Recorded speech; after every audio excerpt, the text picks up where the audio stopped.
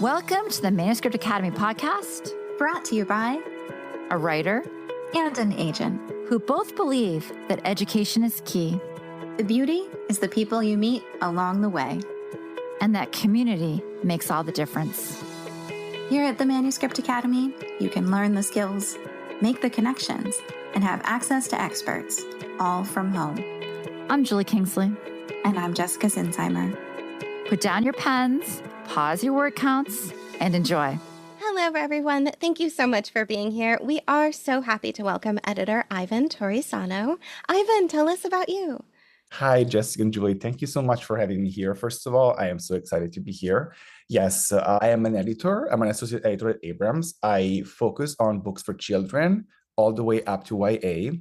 And I really focus on what it's called entertainment publishing right now, which is essentially books that are somehow tied to a Netflix show or maybe like a big brand like X-Men or something like a new Pokemon board book for little ones.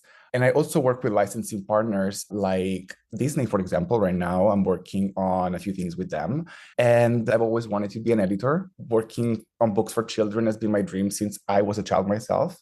And as I always like to say, I crossed the ocean to come here and do it. And that's something that I'm really, really proud of. I love this. I'm such a fan of book to film and using intellectual properties in different spaces and just the excitement around that. Tell us, how much time do you spend in actual media versus books? Do you get to do the range of it for work? Yes, I have to be very aware of what's going on in pop culture, especially for children. It is really important to understand what the market is looking for, because as an associate editor who works on IP and licenses, I have what I call a privilege that maybe other editors don't have, which is I don't have to wait for a manuscript to come to me. I can ask the market, what do you want? And then I find a licensing partner and I create it for them. So I spend a lot of time looking at what brands are popping up for children a lot. Like, for example, I don't know, it's Coco Melon really popular right now. Why? Or is there something like Bluey that maybe is just starting and we should make sure that we snatch it right up, right? If it's exciting. And then I spent a lot of time writing. When you work on licensing books, especially for little ones, most of the time the editor is writing the book and you're working with the licensing partner to refine the manuscript until you're both happy with what it's doing. So yes, a lot of time in meetings with Netflix and Disney and DC and Marvel, and then a lot of time spent on just doing creative work. But it's also a very collaborative environment. That's what I really like about it. Everyone is just there to create a great book for kids, and you just work together until you have something that you're really, really excited to put out there. I'm hoping you can expand on something you said. You said you ask the market and you go from there. What does that mean? So I like to call the way I approach my job a data-driven approach. I look at data to understand if what I am doing is something that is resonating with me as an editor or is something that the market actually wants. And what that means is, for example, sometimes I go on Amazon and I look at the best-selling list of picture books and I ask myself, what do these books have in common? Is there something that I can understand about the market from this? And I look at something like the New York Times list. What is on the New York Times list today that wasn't there 6 months ago? And I don't look specifically at things that have been there for 300 weeks, but something that has been there for a little bit, right? That it's an outlier. Or I look at BISACs, for example. BISACs are essentially codes that are assigned to books based on their category, like fiction or book children. That's a BISAC, right? Or something that I'm always looking at is, for example, media tie-ins, because that's really what I do. And when I say ask the market, it's really like a traditional editor receives a manuscript and they ask the question, is this manuscript something that the market wants? I can do the opposite, right? I can look at data that tells me this is popping up and I can put it together and package it into a book that then I put out there and the market is like, oh, that's exactly what I wanted, right? And because I am writing it, I don't have to worry about creative freedom of other people. I can create the manuscript without thinking is that what the author originally wanted? Because that's really important in traditional editorial work. The author's vision is the most important thing. It's so curious, right? I'm trying to wrap my head around this because with kids, you're pushing the market and they're pushing the market, but yet their buying power is through their parents. So I'm curious how Mhm. a writer breaks into this market when it's being pushed in all these different directions. Oh, I love that. Yes. How do you appeal to the kids and the parents at once, and the people who buy it, who look at the data? That is a key question to my work because we always talk about what is called dual address. Is this book speaking to the parent who has to buy it as well as the child who's going to read it? And with children's book today is really interesting because most of the time parents are the gatekeepers, right? They decide, is this something that you are allowed to read or not? In entertainment publishing, the rule is you want the books to be funny, right? You want the books to be exhilarating and hilarious. Kids want to read because they want to have fun. They have been told that if you read, you learn a lot, but they want to read to have fun, right? And if you can make a child love reading because they connected with having fun, they're going to be readers forever, right? So when I think about that, I'm like, what is funny to a child is not funny to an adult, right? Like they're not always overlapping. And sometimes the humor that children like is not exactly what parents consider appropriate, right? Especially in the middle grade space. But it's exactly about finding that sweet spot between making the child feel I am reading something that I should not be reading right now, and the parent thinking like, yeah, they're reading something that maybe it's a little bit like edgy, but at the same time, they're reading, and that's all that matters, right? But it's not easy. I can give you an example. The big series, something like Dogman, right? I haven't worked on Dogman, but something like that, the humor is something that some parents are like, I don't understand that humor, right? Kids are obsessed with it. And it's all about the fact that the team that is working on that series has been able to find that sweet spot where parents are like, I want my children to read. Maybe this is not exactly what I would buy for them if I could choose, but it's great and they love it. And that's the best answer that I can give you because it's really hard. And also, you were asking about the people who are buying the books. That's the other part, right? So when a publisher has a book ready and they are ready to launch a new season, they have to sell books into stores. So Walmart, Target, Amazon, and there is a buyer there that is the children's buyer, and they're in charge of deciding, are we buying these books and putting them into the stores for the next season? And they have to be convinced that what you're presenting to them is going to work, right? And because most of the time what I'm working on isn't associated with a big name, just with a big brand, I have to tell them this is exactly what this brand needs right now and what the market wants. So you're convincing the buyer at Target before you can convince the parent and then convince the child. So it's a lot of convincing. But yeah, breaking into the market as an author here, most of the time you're just going to be represented by an agent who understands IP and that can let editors know, hey, this is a great person to write anything like for Pokemon because they just love the brand, something like that.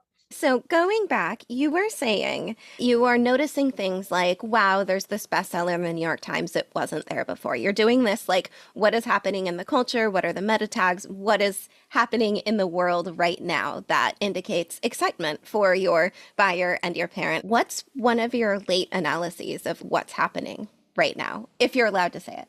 Absolutely. We are moving towards a much more commercial market, in my opinion, in the picture book space. And what I mean by that is we're moving towards things that are no longer niche. We're looking at big brands. If you go on the New York Times list right now, everything is part of a series. There is nothing that is a standalone book, with the exception of what I call modern classics, like Dragons Love Tacos or The Day the Crayons Quit, right? Those are the modern classic picture books for children book, when 20 years ago, it was something like Polar Express or Where the Wild Things Are, right? But what's staying at the top of the list and what keeps landing at number one when a new one comes out is How to Catch, for example. I worked on that series, like How to Catch Santa Claus. It comes out, boom, at the top. The next one, boom, at the top. And I've also noticed that we're really publishing a lot of character-driven humor. Stories like, again, Grumpy Monkey, right? Where you have this single character who has this one personality trait, they're grumpy, that is so exaggerated, right? And that just becomes the whole arc of the story. Another example is Mo Willems' The Pigeon series, like a single character who fully embodies what it means to be a child today and just drives the entire narrative. Sometimes there isn't even like a background anymore in these books. It's just like this single character going through a story. And the reason why I think that's what's working right now is because children who were born during the pandemic are looking for agency. They, for a long time, were told, this is how you're going to live. Now they're like, I just want to have fun, right?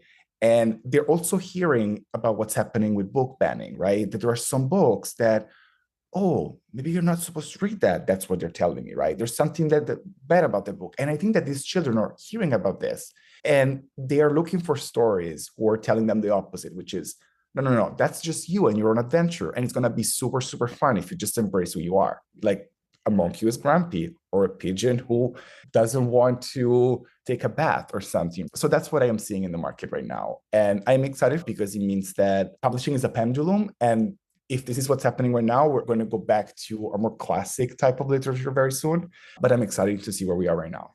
Well, I mean, for the kids, I will take anything. Like if these books are cultural touchstones, I think that's what you're talking about, Yes. like creating a conversation for a group of kids that are just starting to explore their world. It doesn't really matter. We talk about query letters being sticky, but we want early readers and that keeps people within our business. So I'm thinking of what writers might want to know. All of our writers are out there working on something unique, but you're saying we're dealing with more IP. How does a new writer break into this space? Into the AP space or the new space I've described? Either, both, anything. Okay. So they're always looking for how do you, this is a hard world to break into. Totally. And what I'm hearing from you, and I'm excited about it for the reading standpoint of it, but how do writers break into writing a spec or writing under characters or creating something that does have all these different branding opportunities? Yes. What I always say is look at what the market is doing right now and what is working, but also ask yourself, this is like really the tricky question that I feel like it's really easy to say it, but it's really hard to do it when people say, look for the holes, right? What is missing in the market? In between the spaces, right? Like when you're like, okay, I have How to Catch here and I have Bluey here. What's in the middle, right? We have something that can go there. If I was a writer today working on a book that I think has the potential to be something that is currently on the New York Times list, what I would ask myself is, okay, is this exactly what's on the list? For example, you could take the concept of Grumpy Monkey and the pigeon and replicate it 1,000 times. You just find a different animal, you give them a specific personality trait, and see if it sticks, And I've seen a lot of these submissions today, right? People specifically comp Grumpy Monkey and the pigeon when they send something to me. But most of the time, it's just another variation of the same thing, right? What you're looking for as an editor and what you should do as a writer is take the formula, make it fresher. But you have to understand what the formula is. And that's why I say character-driven humor. If I was a picture book author today, and I really want to bring it to the market with a big book, I will write a story that is funny, that has a single character who is very strong-minded and just takes the reader through an exhilarating romp. That's what I would do because that's what's working. It doesn't even have to make sense as a story. It just has to be something unpredictable and engaging for children. Think about the basic formulas of the books that we're talking about. How to Catch Santa Claus. 5 kids decide that they're going to create traps to catch Santa on Christmas Eve. It's basic. But it's so engaging to children, right? Because who wouldn't want to participate in an adventure like that? Or the pigeon doesn't want to go to school. How relatable is that? But you still have to go to school because you have no agency, right? So you're always looking for these little things. And maybe to make it even easier, something that you could do is, what's your favorite animal, right? Because animals are easier for children. You can make them gender neutral. You can make them, more neutral in other ways. What's your favorite animal? What is a personality trait that is really funny to children? Exaggerate it, amp it up, right? As much as you can. And then put that character in a situation where that personality trait is fully triggered, right? Like the pigeon really wants agency. You're stuck in a situation where you have to go to school. So your agency is nullified. I want to know more about how a writer can learn to see things as formulas. Oh, nice. That's a great question. I love that. The reason why I think it's easier to spot a formula today is because everything that is working is part of a series, right? Series in picture books are not like series in middle grade. In middle grade series, every book is really different, like something like Scandor and the Unicorn Thief, right? Which is the series that is working right now. Yes, there is the same protagonist, but every book is a different adventure. Picture books have very specific formulas. And I can give you an example of the series that I worked on, How to Catch, right? It's always the same thing. It's the same group of kids changing the traps to catch a different type of creature that is somehow related to a holiday or promotional moment during the year. So how to catch Santa Claus, how to catch a leprechaun, how to catch the Easter bunny. It's always the same thing. The formula is always the same. You're just changing the character and tailoring the traps and plot to that specific character. So Christmas Eve, you're catching Santa Claus and you're in a house, or you're in a fantastical magical garden trying to catch a garden fairy. It's the same thing.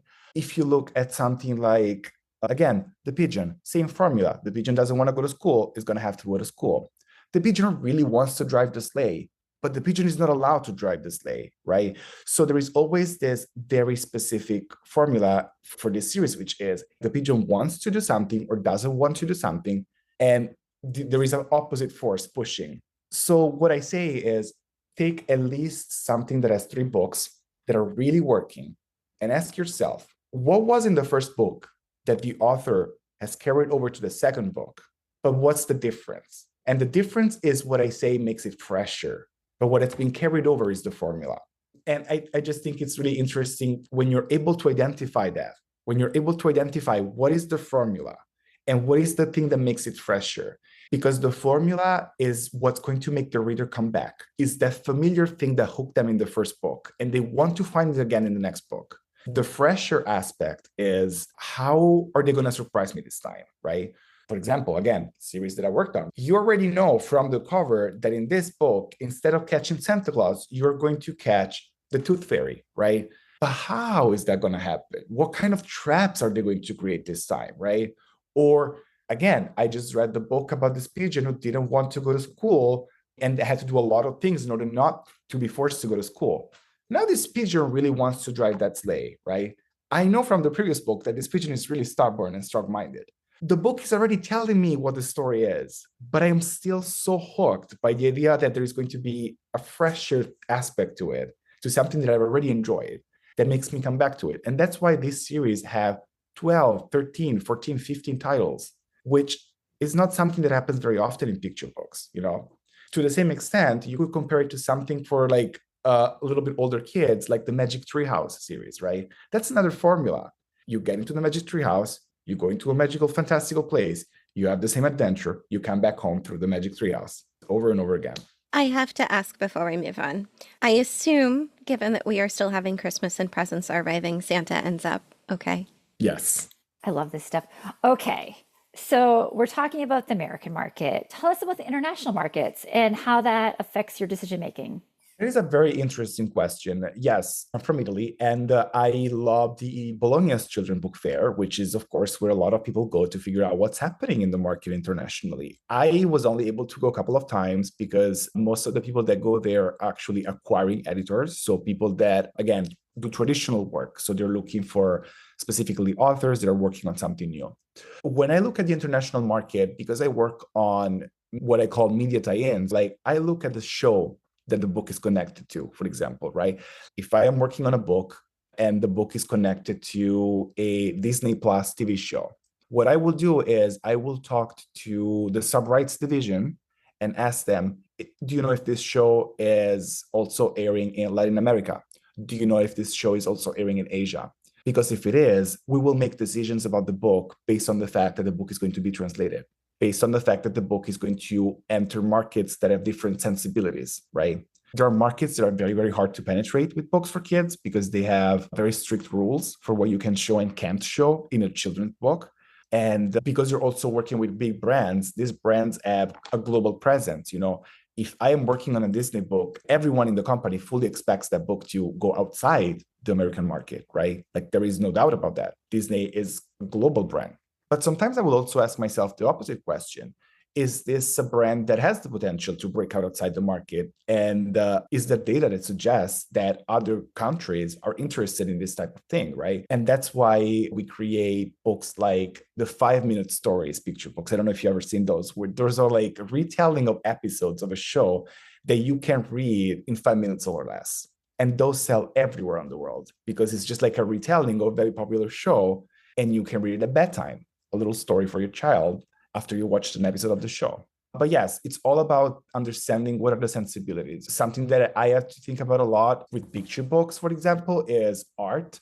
American art is very commercial and we love humor a lot.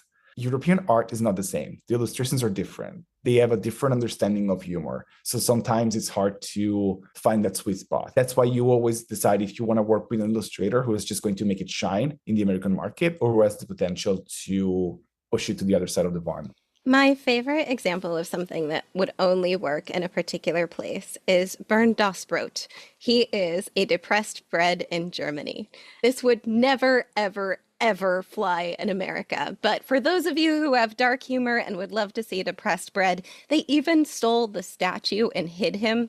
And the German elected officials were like, I understand, please, let's resolve our differences without kidnapping. It was all so cute and so funny. But that would never work here. And like, it just makes me so happy to know that there are things that are for a very specific audience and happen anyway. Can you think of any other examples that only work in a particular place? So yes, it's a specific topic that I've seen a lot in children's books in Europe, but not here, which is tough topics like a parent going through maybe alcohol abuse or domestic violence. We don't have a lot of these picture books in America because it's really hard to address that topic in a very sensible way for children. But they do exist in Europe. And I've noticed that since I started working here 10 years ago, that wasn't something that I noticed before.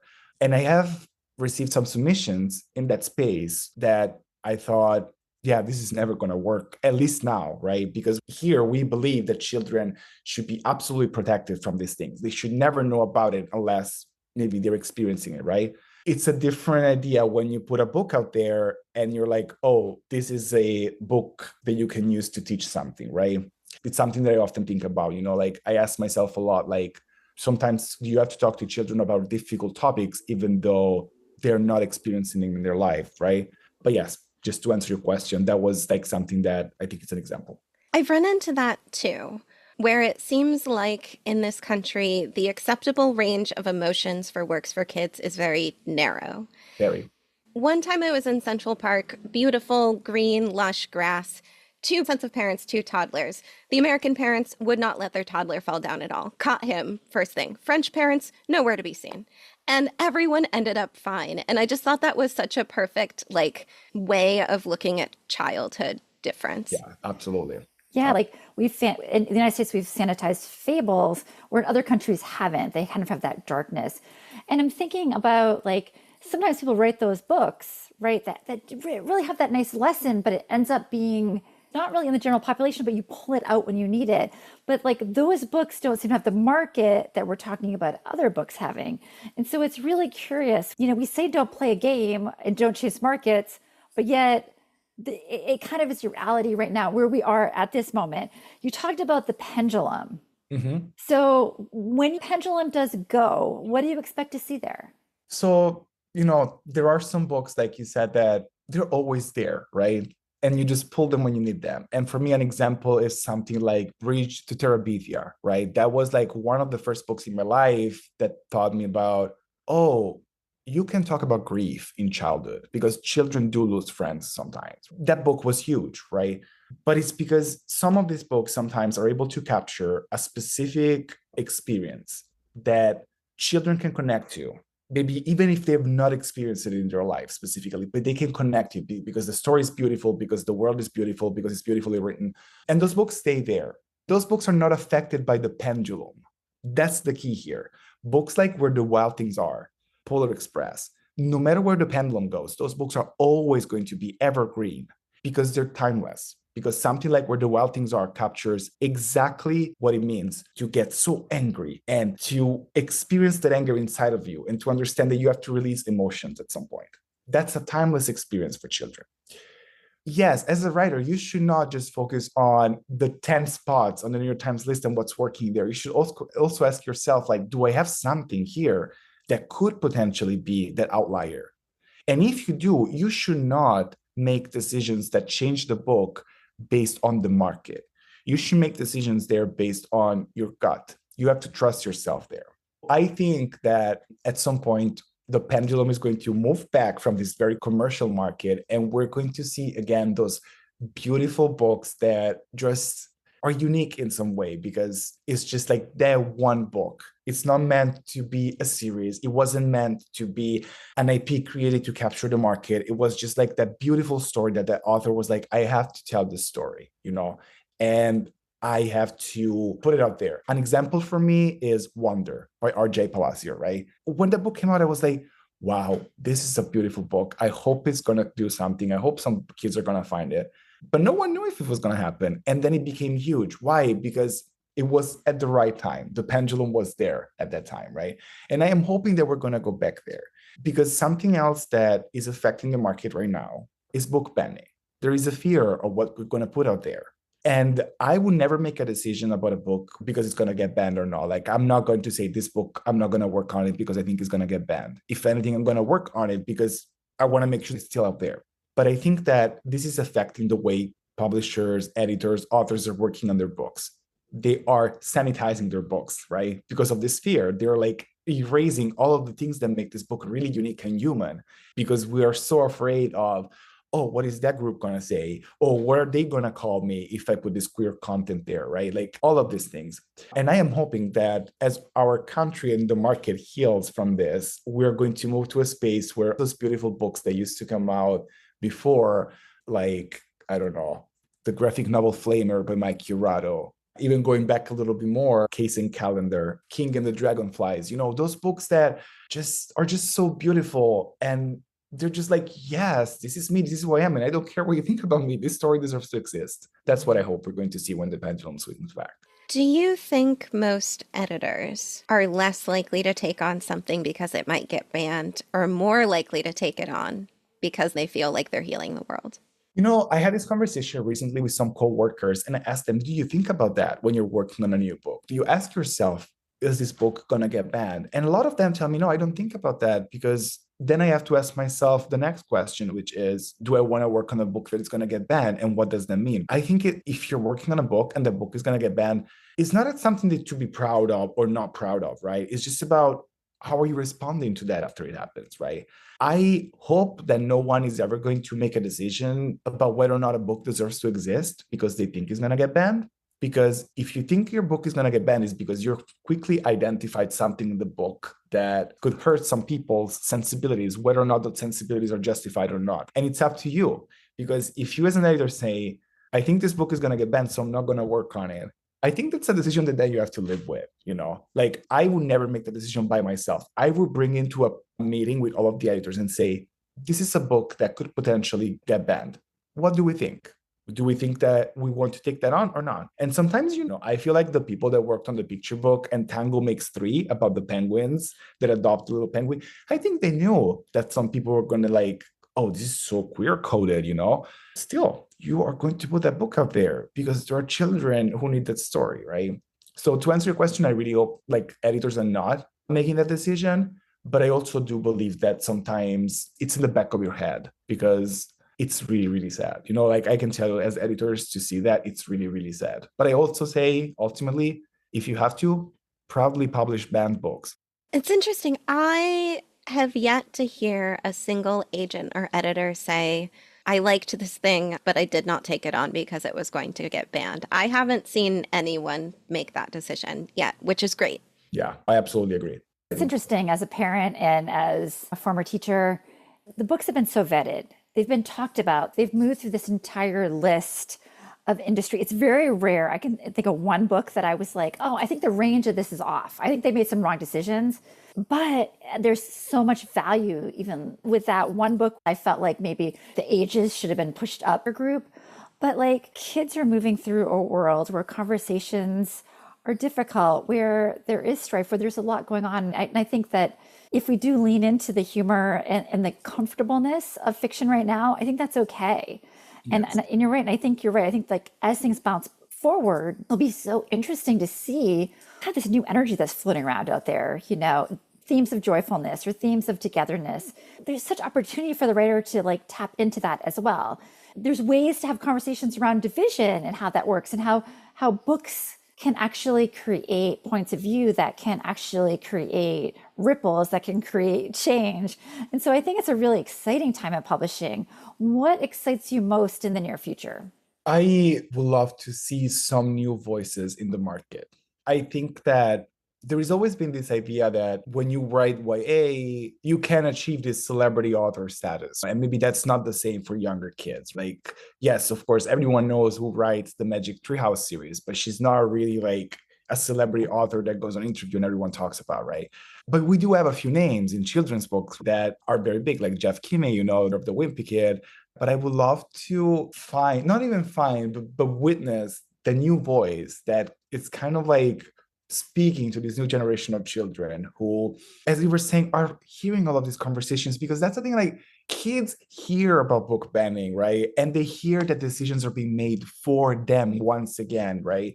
And I would love for a new author to come out that says, again, let's make decisions together about what we want to read. Let me be so tuned in with the market as a new author that, I'm not even talking to the parents, I'm talking direct to the children.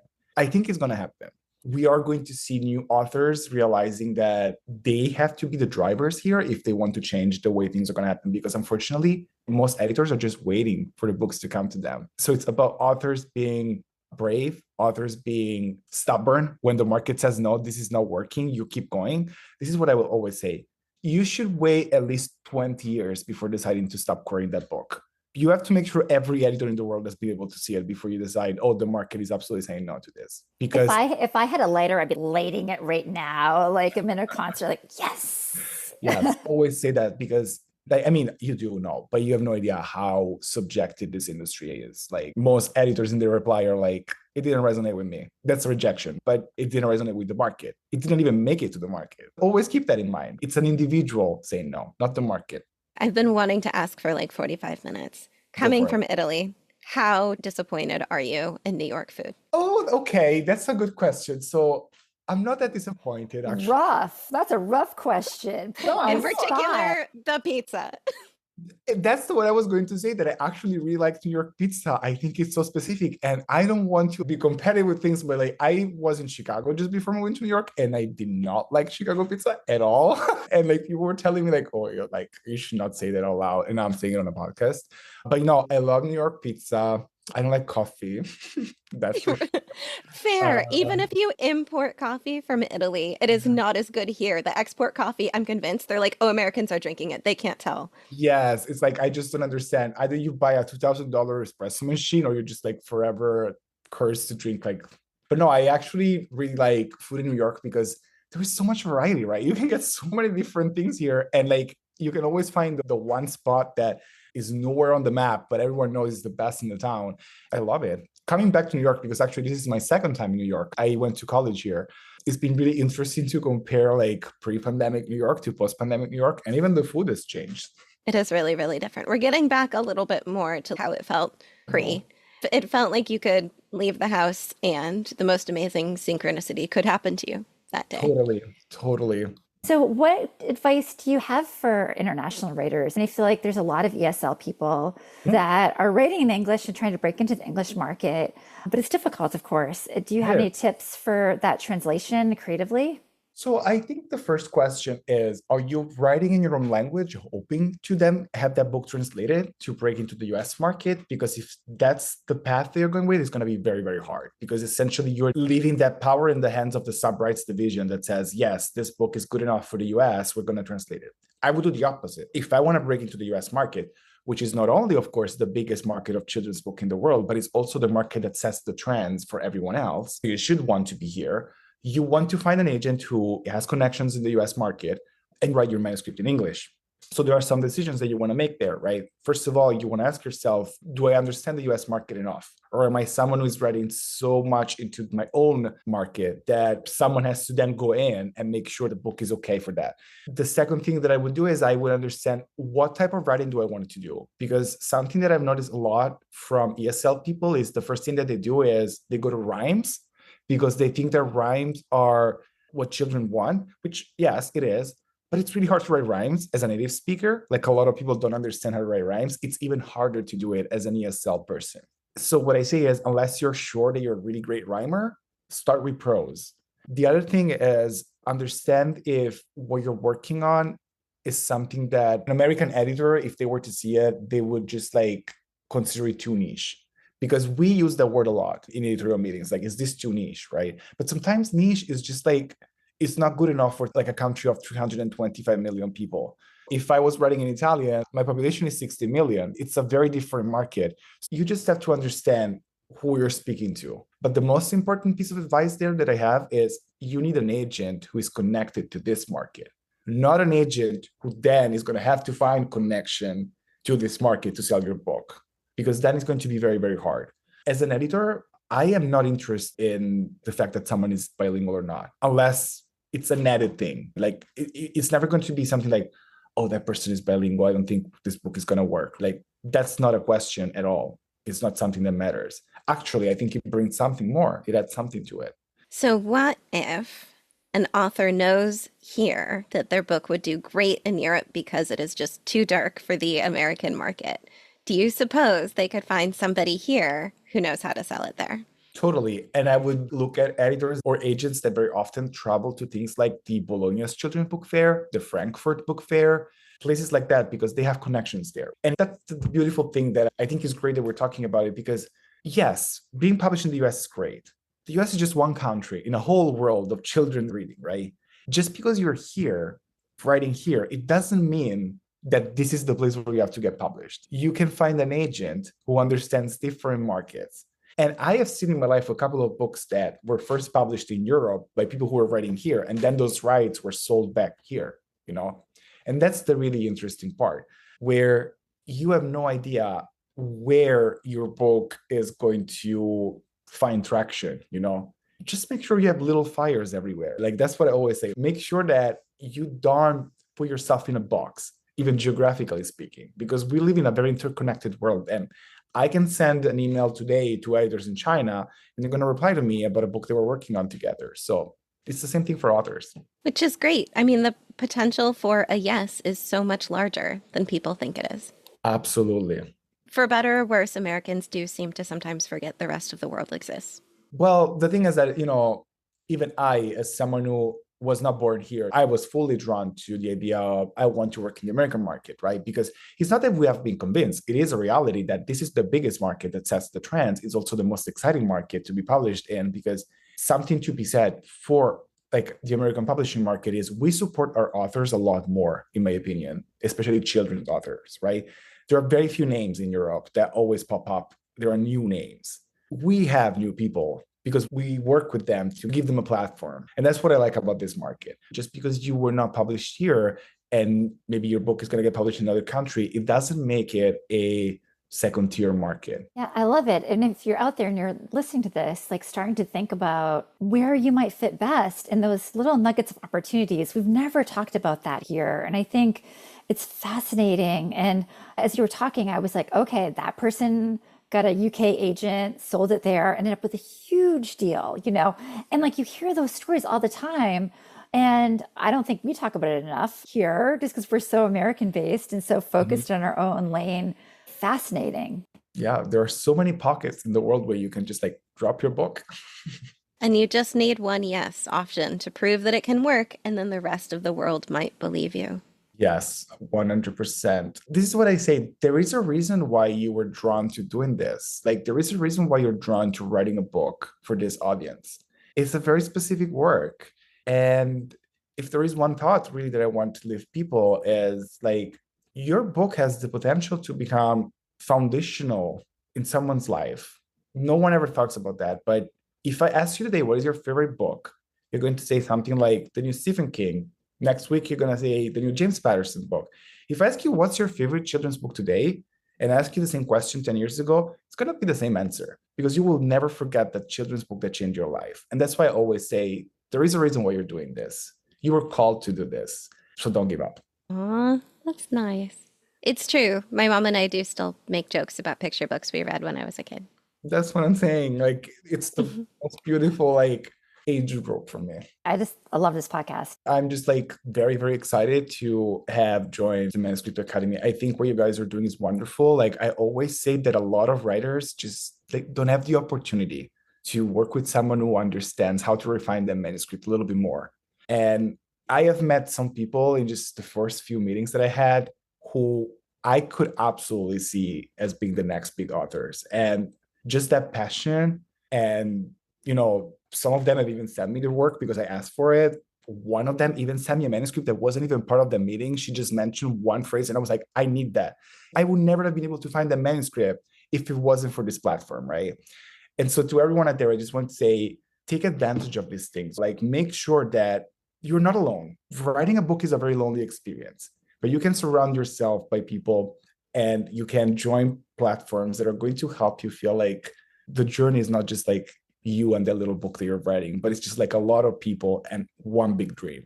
It's everyone working together to make it so that in a couple decades, the book that you put out in the world, that person is still thinking about it years later. Exactly. And then you have so many people rooting for you, right? It wasn't just you in your little studio. You got people to say, you remember when I was writing that book 30 years ago? That's the best part. When you were talking about Dragons Love Tacos, I was thinking of the one scene where the fire is just going in every direction. Yeah. And it reminded me of that spread in Cloudy with a Chance of Meatballs when everything is just destroyed and the 4-foot donuts are rolling in and there are the clouds in the soup. And, you know, just I feel like I was always drawn as a, I guess, reader and viewer to the one page where everything goes nuts. Yes. And it made me so happy that the writers were willing to go into that chaotic, beautiful space. I always thought that was so cool as a kid reader. Absolutely. And it's interesting because some of the things you talk about, it's how do we give the kids a power arc, even though they are young, even though they themselves can't go to drive themselves to Target, get a credit card, buy whatever book they want. How do we let them explore where they have power, where they don't have power, where other characters do? I think it's such an interesting question. Yes, absolutely. Like empowering children through the stories that we tell. I mean, it's the best thing in the world, right? Like, I feel like if you're someone who wakes up in the morning thinking, this is what I want to do every day, you're a very lucky person, you know, like you're a lucky person.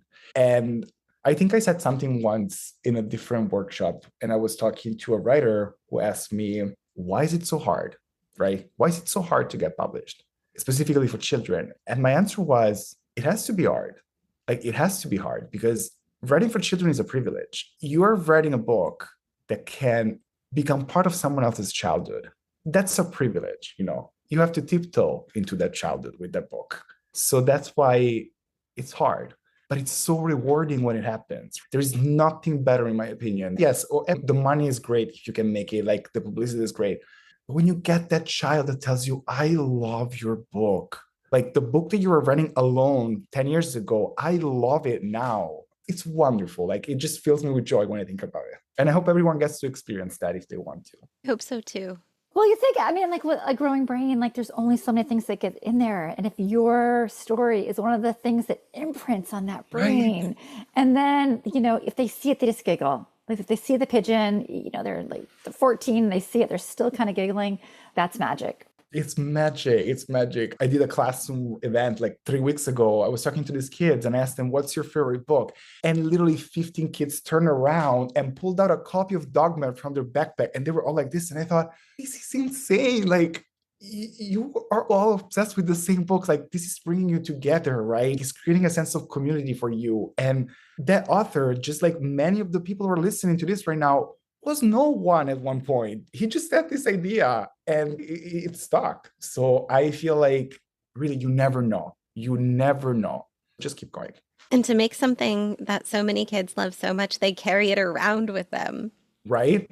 And they ask their parents for the next one. It's just incredible. Awesome. Well, Ivan, thank you so much for being here. As you all can hear, Ivan is awesome. You can book a meeting with him. We'll put the link in the show notes. It's a beautiful September day. What would you like to send us off with as we go into the season?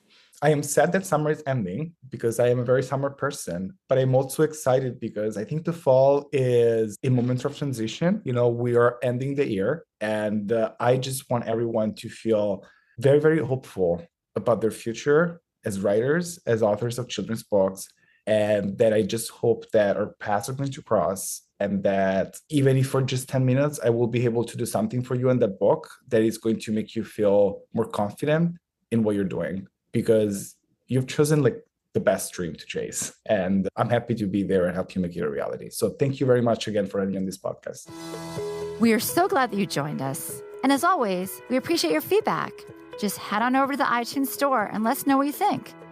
It not only helps us make this podcast be the best it can be, but it also affects our ratings within the iTunes platform.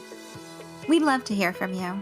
If you're feeling brave and want to submit your page for our First Pages podcast, you can send it to academy@manuscriptwishlist.com with First Pages podcast in the subject line. We'd also just love to hear from you. And if you'd like to learn more about the Manuscript Academy and everything we have to offer, just jump on over to manuscriptacademy.com.